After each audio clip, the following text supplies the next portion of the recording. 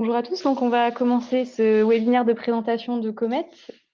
Donc Comet qui est un outil de hiérarchisation des enjeux environnementaux des parcs EMR, et donc on va faire cette présentation à deux voix.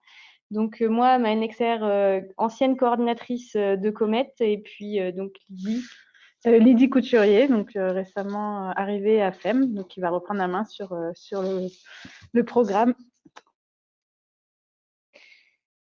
Donc on va commencer par vous présenter la première phase de tout ce qu'on a fait dans la dernière année et demie de Comet. Et puis ensuite, Lydie vous présentera la phase 2, donc, qui vous intéresse plus particulièrement.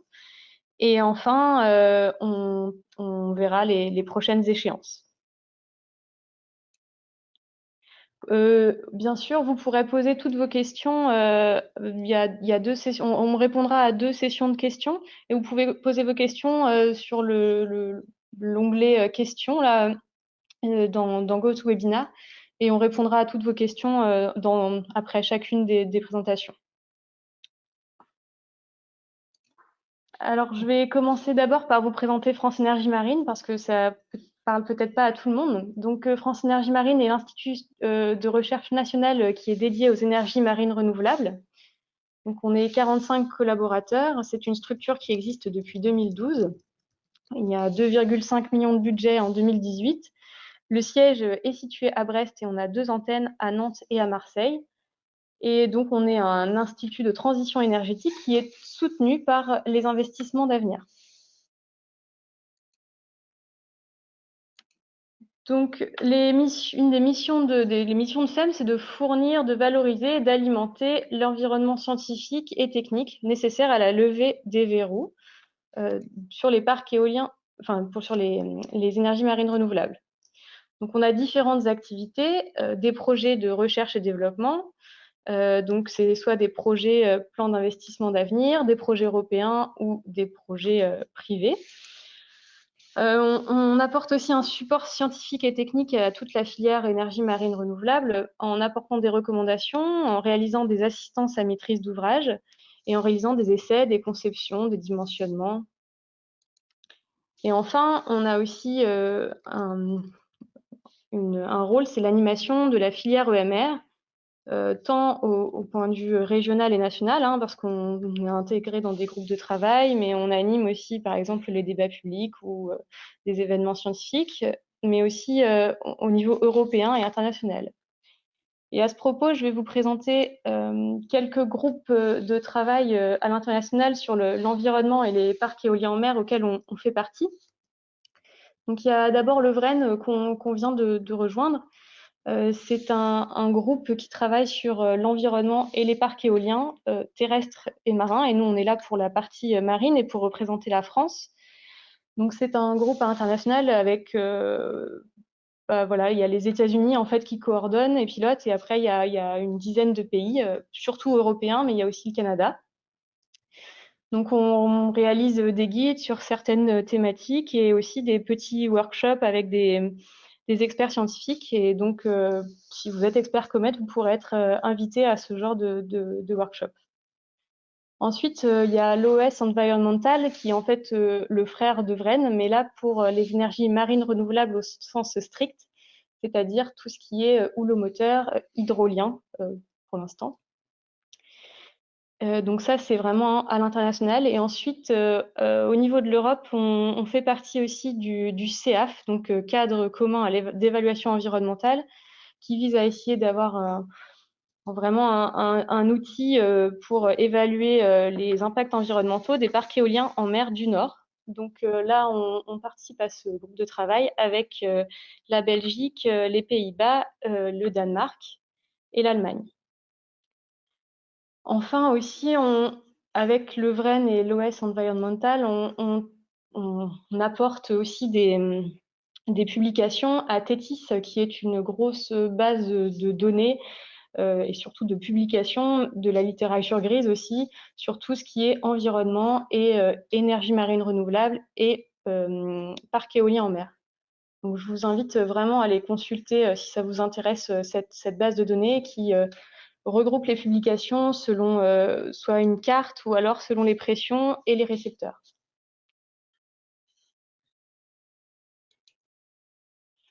Je vais revenir à France Énergie Marine. Donc, on est 4 programmes qui sont transverses et complémentaires. Un premier programme de caractérisation de site où on étudie tout ce qui est ressources, état de mer, et puis tout ce qui est fonds marins. Un deuxième programme sur la conception des technologies, donc tout ce qui est conception de câbles, l'impact du biofouling. Ensuite, le programme 3 qui est l'intégration environnementale, qui nous intéresse plus particulièrement aujourd'hui. Donc, on s'intéresse principalement aux impacts environnementaux, aux effets des énergies marines renouvelables et aussi à une remise en contexte. Et on s'intéresse aussi aux impacts socio-économiques, avec une interaction avec les activités maritimes et l'acceptabilité. Ce programme représente 19 projets de R&D avec un budget de 17 millions d'euros. Et enfin, le dernier programme sur l'optimisation des parcs et l'architecture de ferme et l'intégration au réseau. On va maintenant parler de Comet. Donc, l'historique de Comet, il y a eu un premier groupe de travail au cours de l'automne 2016 qui incluait les industriels, les académiques et les régions. Et ils ont exprimé le besoin de hiérarchiser et de mettre en place des recommandations sur les enjeux environnementaux relatifs à la mise en place des parcs EMR sur le territoire français. Donc, c'est un besoin qui a d'abord été exprimé par les développeurs qui, en fait, souhaitaient avoir un support scientifique lors de la définition de l'état initial, de l'étude d'impact, du suivi, mais aussi des consultations publiques. Donc, notamment, même maintenant, en fait, c'est les débats publics qui sont en cours actuellement. Ensuite, les bureaux d'études ont aussi besoin de support scientifique pour ces opérateurs de l'état initial et puis pour les études d'impact et les suivis. L'État et les régions ont besoin de support pour la consultation publique, les instances de concertation régionale et l'instruction des demandes d'autorisation. Et les experts ont aussi besoin de centraliser l'expertise et aussi de capitaliser sur cette expertise. Enfin, le grand public a besoin d'éclairage sur les enjeux environnementaux des EMR qui sont apportés par des experts scientifiques neutres et indépendants. Donc, Comet, c'est quoi? C'est un outil d'hiérarchisation des enjeux environnementaux des parcs d'énergie marine renouvelable français. Donc, il permet de fédérer les acteurs EMR et un réseau d'experts en environnement marin. Il est indépendant parce qu'on a des experts qui sont neutres et un comité de pilotage qui est équilibré, qui prend en compte toute la filière EMR. Ensuite, Comet permet de centraliser les sollicitations des experts. Et enfin, un volet important aussi, c'est tout ce qui est médiation, qui va permettre le transfert des connaissances vers le public. Comment ça fonctionne? Donc, il y a 3 entités. Une première entité qui est le comité de pilotage, qui, sa principale tâche, en fait, c'est de choisir les problématiques. Ensuite, il y a France Énergie Marine qui va coordonner le comité de pilotage et le comité d'experts, qui va assurer aussi tout ce qui est vulgarisation scientifique. Et le comité d'experts qui va, lui, hiérarchiser la problématique et apporter des pistes de R&D, mais aussi de la bibliographie et des connaissances. Donc, France Énergie Marine est vraiment située à l'interface entre le comité de pilotage et le comité d'experts. Alors, comment ça s'est passé pour la première phase? Donc, le premier Comet a été lancé en mai 2018. Donc, durant l'été, on a sélectionné des thématiques, des problématiques, et ainsi que les experts. Donc, la sélection de thématiques et de problématiques a été réalisée à partir d'un gros travail de synthèse de tous les recours qui ont été déposés contre les parcs éoliens, mais aussi sur les avis de l'autorité environnementale. Ensuite, voilà, le COPIL a choisi les problématiques. Ensuite, à partir de novembre, on a lancé les premiers comités d'experts qui ont vraiment travaillé sur la hiérarchisation de la problématique et qui ont discuté un argumentaire associé à cette problématique et un plan d'action. Ce travail s'est terminé en juin et ensuite on a construit les bulletins chez France Énergie Marine. Et depuis novembre l'année dernière, nous sommes en train de diffuser les bulletins, de réaliser aussi des petites vidéos. Et on devait réaliser des communications autour du projet, mais avec la crise sanitaire, toutes ces conférences-ci ont été annulées. Donc pour la première phase, c'était 3 comités en parallèle. Un premier comité sur la partie habitat. Donc la question, c'était la biocolonisation des parcs d'énergie marine renouvelable facilite-t-elle l'introduction et la propagation d'espèces non indigènes? Il y avait un deuxième comité sur quels enseignements peuvent être tirés sur l'avifaune et les risques liés au projet éolien à partir du retour d'expériences d'Europe du Nord et pour les façades françaises. Et un dernier comité sur les vagues dangereuses. Les parcs éoliens en mer posés peuvent-ils être générateurs de vagues dangereuses? Donc pour la partie, la première question sur l'avifaune, on avait 4 experts scientifiques. Et voilà, ils ont essayé d'apporter des réponses sur la méthodologie et les mesures ERC en mer. Par contre, on n'a pas réussi, parce que c'est vraiment un travail très gros, enfin, c'est un travail très important. Et la question était vraiment trop vaste pour être réglée dans un COMET. Donc, on n'a pas réussi à mettre en place un bulletin et de la vulgarisation scientifique à partir de ce comité d'experts.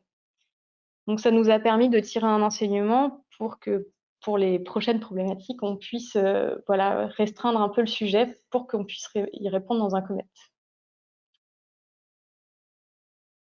Ensuite, la question sur les vagues dangereuses. Donc, on avait 6 experts scientifiques de différents horizons. Et donc, les experts ont décidé de diviser cette problématique en 3 grandes thématiques, donc les tsunamis, les vagues scélérates et les vagues d'impact. Je vais maintenant vous montrer le bulletin qui a découlé donc de ce comité d'experts. Donc, voici la première page du bulletin. La deuxième page, avec, vous voyez ici en haut, on voit en fait le baromètre, si vous voulez, avec les connaissances, le degré de connaissance et le degré d'enjeu. Donc là, la problématique avait été jugée comme ayant peu d'enjeux et avec des connaissances importantes. Donc, c'est les experts qui ont jugé ça. Ensuite, donc, vous voyez ici les experts scientifiques et puis je tiens à préciser qu'il y a 4 experts scientifiques provenant de FEM qui ont participé à l'élaboration de ce bulletin. Ils ont participé au comité d'experts et ont apporté leur expertise aussi à ce bulletin. On a ensuite une partie définition. Et ensuite, la problématique a été déclinée en 3 autres thématiques. Donc, voici la réponse. Je vous invite à aller les consulter sur le site de France Énergie Marine si ça vous intéresse. Voilà pour la deuxième question. La troisième question. Et enfin, une conclusion, hein, on rappelle un peu le niveau d'enjeu. Donc là, il n'y avait pas d'enjeu. Et puis, la bibliographie qui est associée donc, à ce bulletin. Et puis, donc, la 4e de couverture, vous voyez qu'il y a un numéro ISBN. Donc, en fait, les bulletins de COMET sont aux éditions France Énergie Marine.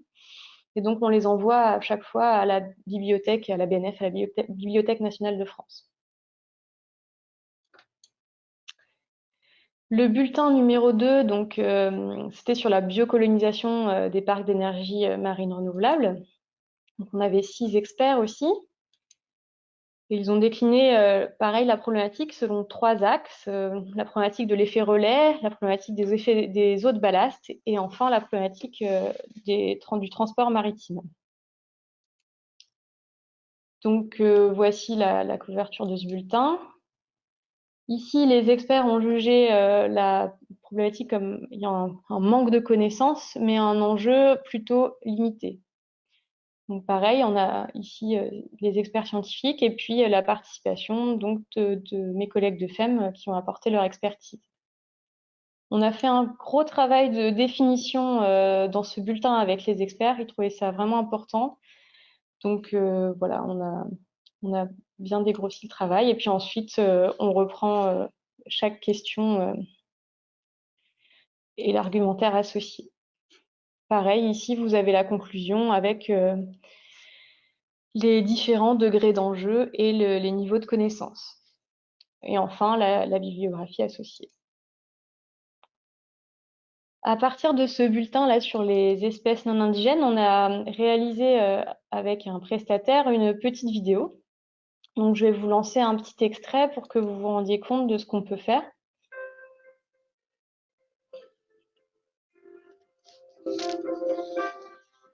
Donc, l'idée ici, c'est vraiment de vulgariser, vulgariser au maximum le sujet pour que ça puisse être diffusé lors de débats publics, par exemple.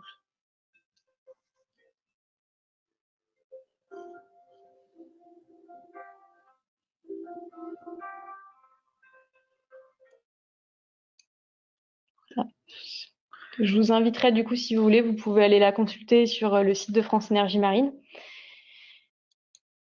Et du coup, on peut ouvrir une première phase de questions, si vous en avez. Et puis sinon, je vais laisser la parole à ma collègue Lydie. On attend peut-être une minute si vous avez des questions à poser. La souris.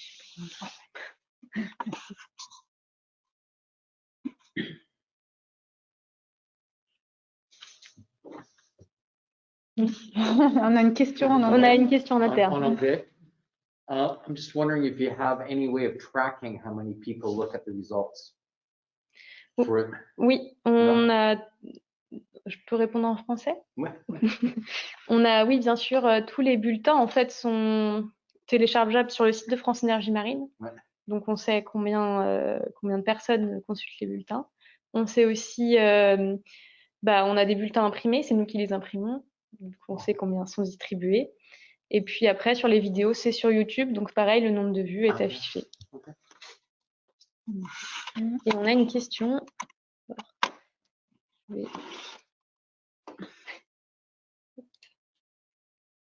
Alors, comment sont diffusés les bulletins vers le grand public? Donc, les bulletins sont sur le site de France Énergie Marine en ligne. Donc, généralement, on communique sur les réseaux sociaux le fait qu'on publie un bulletin. Ensuite, pour les débats publics, notamment, à chaque fois qu'il y a un débat public, on les envoie à la CPDP pour qu'ils fassent partie de la bibliothèque du débat public. Ensuite, lors de toutes les... On a pas mal de travail sur la médiation scientifique, comme par exemple la Nuit des chercheurs, où on a aussi travaillé pour le débat public avec des élèves de collège.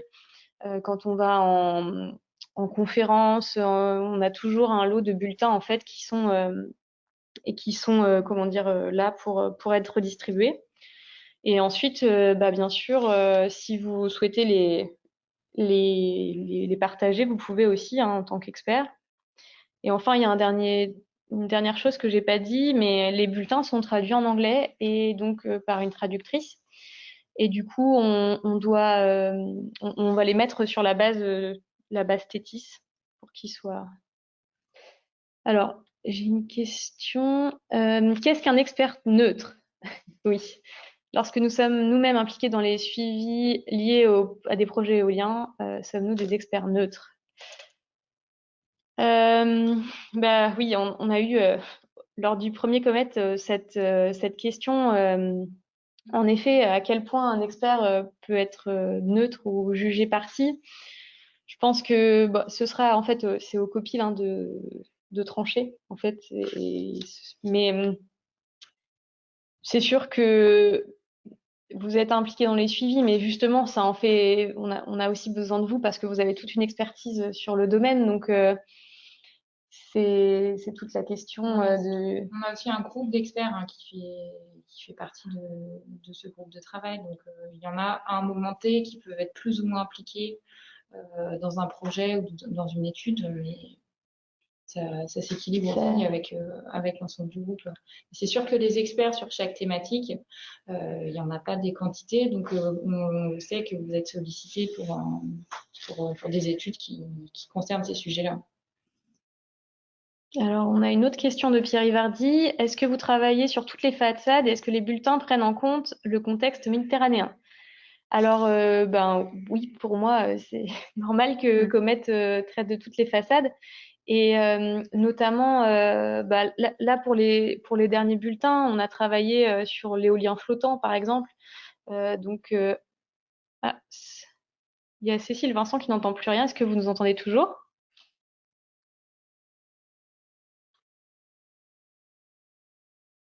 Ah, ah.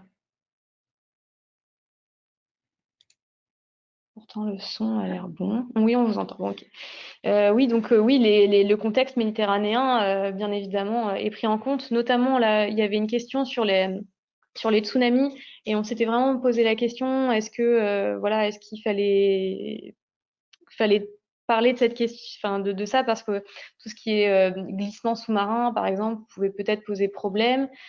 Et finalement, on était revenu quand même au parc éolien posé, mais là, surtout sur l'effet DCP, enfin l'effet récif, notamment sur c'est l'éolien flottant, hein, typiquement, j'imagine. Donc oui, voilà, bien sûr, la Méditerranée sera prise en compte. Parce que c'est un comité français, pas un comité Atlantique, Manche-Mer du Nord. Voilà, mais si on n'a plus de questions, on va passer à la suite. Ok. Je vais mettre sur le côté.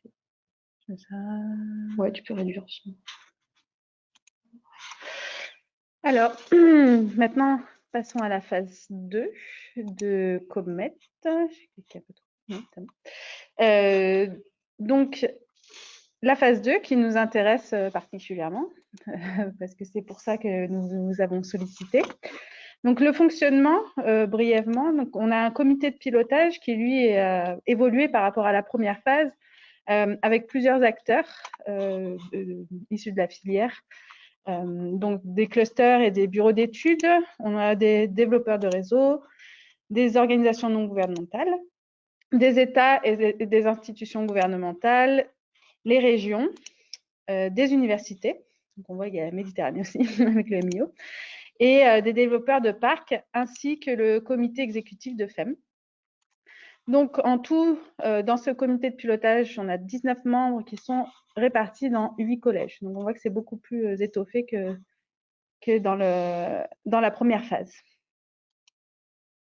Donc, comment ça fonctionne avec le comité de pilotage? Donc, ce comité est responsable des choix des problématiques, va être aussi impliqué dans la validation des listes d'experts proposées et la validation des bulletins.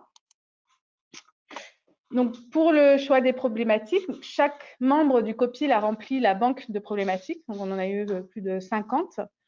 Et ensuite, le choix se fait par Internet, par un vote et par un sondage.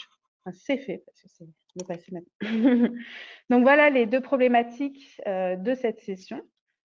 Donc, la première, alors, je cherche ma souris, hop.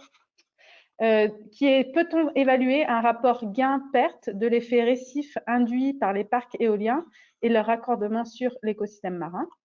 Et ensuite, la deuxième qui traite de quel type de comportement les populations résidentes de mammifères marins manifestent-elles dans un parc éolien en mer opérationnel. Donc, pour la suite, le fonctionnement, donc le rôle de France Énergie Marine pour ce comité d'expertise sera la coordination du COPIL, et la coordination du COPIL, la diffusion des appels à candidature, donc d'experts et la présélection des experts, donc nous sommes en plein dedans en ce moment, et la coordination des comités d'experts, de répondre aux besoins des experts si vous avez des interrogations sur, par exemple, des points techniques sur les parcs éoliens ou des questions spécifiques qui traitent des énergies marines renouvelables, qui n'est pas forcément votre expertise. Donc, on est là pour mettre à disposition de la bibliographie ou vous donner de la documentation qui pourra vous aider. Et ensuite, le rôle de France Énergie Marine, aussi la médiation, la diffusion, donc au travers des bulletins et de petites vidéos, comme Mel vous a montré. Donc, de plus, France Énergie Marine a aussi une expertise interne. Donc, il y aura des experts de France Énergie Marine qui participeront à ces comités. Donc, maintenant, passons au comité d'experts. Donc, le fonctionnement, on a des experts neutres et compétents. Donc, la définition de neutre est encore à définir. Donc, pour chaque problématique, il y aura une évaluation de ce comité d'experts. Donc, la problématique peut évoluer en fonction des différentes discussions, où on va établir les niveaux d'enjeu et les niveaux de connaissances. Il y aura de ce comité, il y aura un apport bibliographique et des pistes en recherche et développement si on juge que cela est nécessaire. Et donc, ces comités se traduisent par 4 réunions en visioconférence, Covid oblige. Donc, les plus de ce comité, ce sera des invitations à des workshops et des conférences qui sont en lien avec la problématique sur laquelle l'expert travaillera. Donc, par exemple, un workshop organisé par le CEAF sur le bagage des espèces en mer.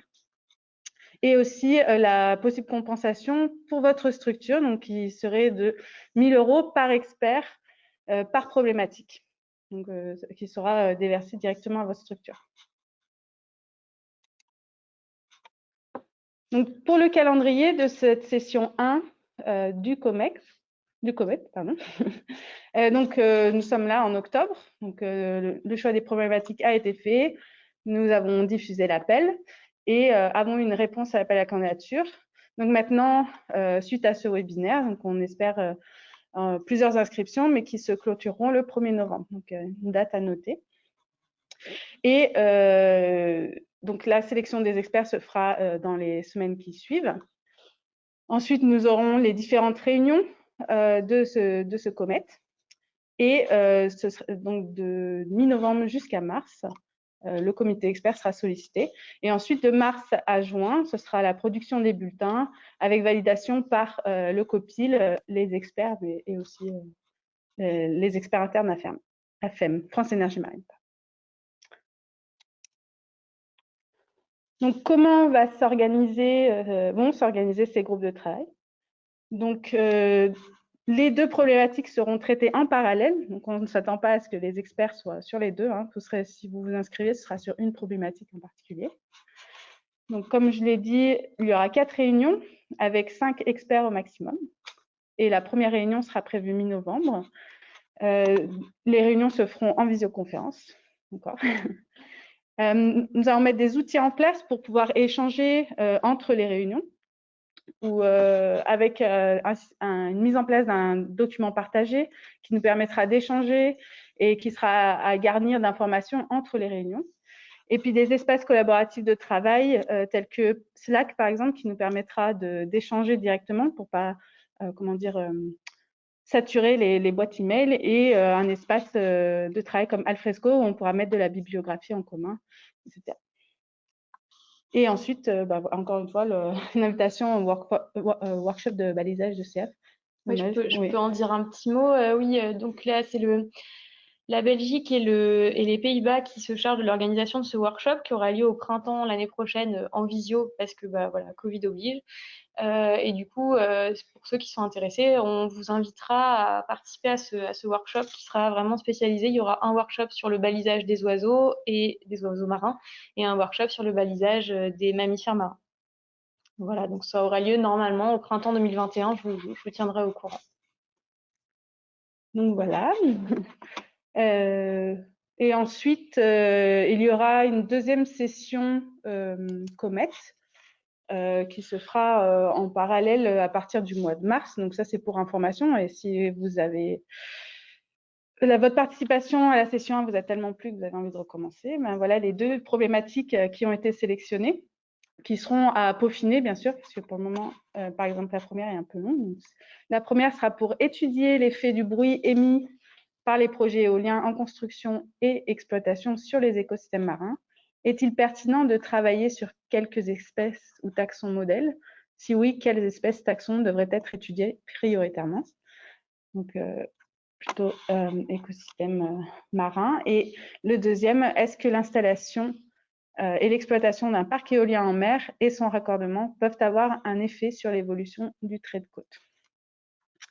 Donc, la diffusion des appels à experts se fera au mois de mars pour ces 2 problématiques. Donc voilà, je finis pour ma partie. J'espère que je ne suis pas trop vite, mais nous sommes prêts à répondre à vos questions.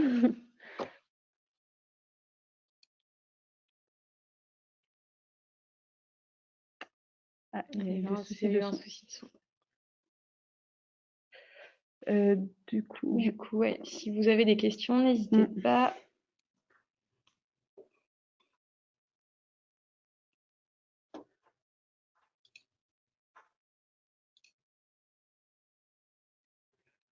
Oui, il y a une question. Les réunions en vidéo, du coup, elles durent combien de temps? C'est 3 heures de réunion. Disons une demi-journée par réunion, quoi. Histoire d'avoir le temps de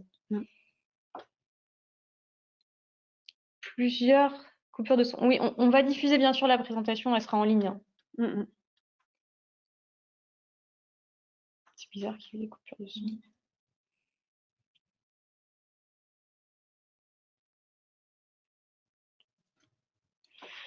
Donc n'hésitez pas hein, dans le mail qu'on vous a envoyé à vous inscrire vraiment sur Internet. Alors, avez-vous estimé le temps passé en tout par expert? Alors, en fait, pour le premier comité, il y a eu 4 réunions d'une demi-journée. Donc, voilà, déjà, ça fait 12 heures. Et après, c'est un peu selon le temps que les experts ont.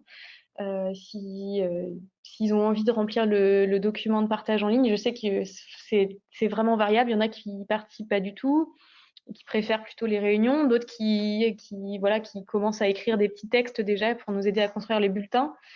Donc, je pense que en plus, s'il y a 2 jours de travail, en plus des 12 heures de réunion, je pense que c'est un maximum, quoi. La première phase, en fait, nous a montré qu'on travaillait vraiment mieux en session voilà, de ces demi-journées de réunion. Au début, on avait imaginé peut-être moins de réunions et plus de travail à distance. Et en fait, on était vraiment très constructif dans ces réunions. Il y a eu moins de travail à distance que ce qu'on avait envisagé au début. Il y avait une question. Est-ce que les réunions en visio peuvent être programmées très à l'avance? Ben oui, on peut Enfin, envoyer un dès que doodle pour les possible, 4 oui. questions, Oui. les 4 visios, hein, comme ça, ce sera beaucoup plus facile. On a le plan pour 4 mois.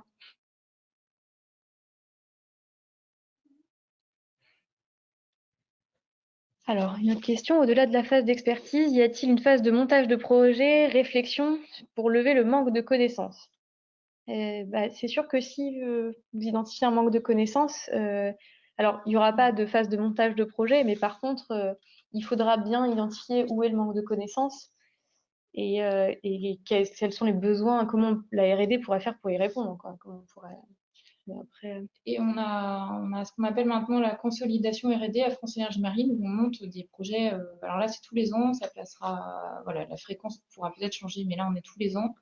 Où en fait, on part d'une feuille de route qui est discutée avec nos membres et des manques de connaissances qui ont été remontés. Et effectivement, ce qui va remonter de Comet va venir aussi nourrir cette feuille de route et aboutira à des projets de R&D. On n'a pas, on va dire, dans le processus Comet directement des montages de projets. Mais ça rentre dans la construction des projets aussi au sein de France Énergie Marine. Avec Comet, on est en lien aussi avec, comme elle et Lydie vous ont présenté, les groupes d'experts internationaux. Il y a aussi des projets qui se montent avec ces groupes d'experts. Donc l'objectif, c'est bien effectivement que les pistes R&D prioritaires qui soient remontées aboutissent à des projets de recherche par la suite. Mais ça ne se fait pas directement dans le processus Comet.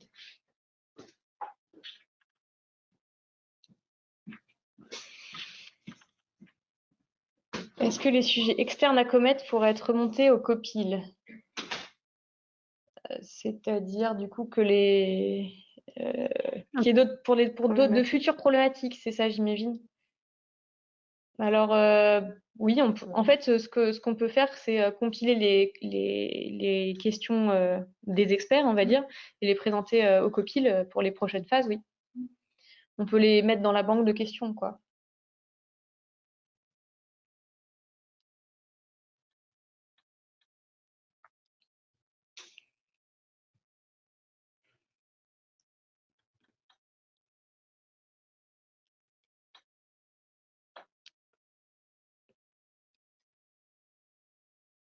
Bon, Cette autre question.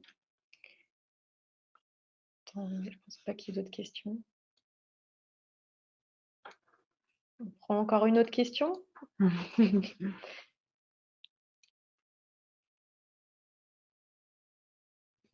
Non, bah, Ben, moi, c'est pas une question, mais c'est un point sur lequel je voulais appuyer parce que c'est vraiment un point qui est à l'origine de Comet. C'est que on sait que vous êtes vraiment très sollicité. Il y a aussi un peu des comités qui se multiplient, hein, c'est vrai, avec des groupes de recherche liés au parc, des groupes de façade. Voilà, il y a beaucoup de sollicitations. L'objectif à l'origine de Comet, c'était que des questions qui sont un peu récurrentes dans le processus de développement du parc et qui du coup devaient être traitées plusieurs fois. À chaque fois, les experts étaient ressollicités. En fait, on les traite en quelque sorte une fois pour toutes, surtout quand c'est des questions très simples comme est-ce que les parcs vont créer des tsunamis. Ça revient pratiquement à chaque fois qu'un parc demande une autorisation. Et il y a souvent des experts qui étaient ressollicités sur cette question-là. Donc que la question soit traitée un peu une bonne fois pour toutes et qu'ensuite, après, dans les débats publics, on puisse utiliser ce qui a été produit par les experts et qu'on n'ait pas besoin de vous ressolliciter sur ces questions un peu simples. C'est vraiment la philosophie de Comet.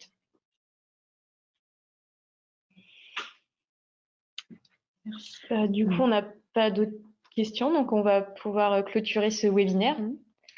N'oubliez pas, si vous souhaitez vous inscrire avant le 1er novembre, ce sera un plaisir de travailler avec vous. Et puis, merci à tous pour votre participation et à très vite. Oui, à très vite. Au revoir. Bon après-midi, au revoir. Au revoir.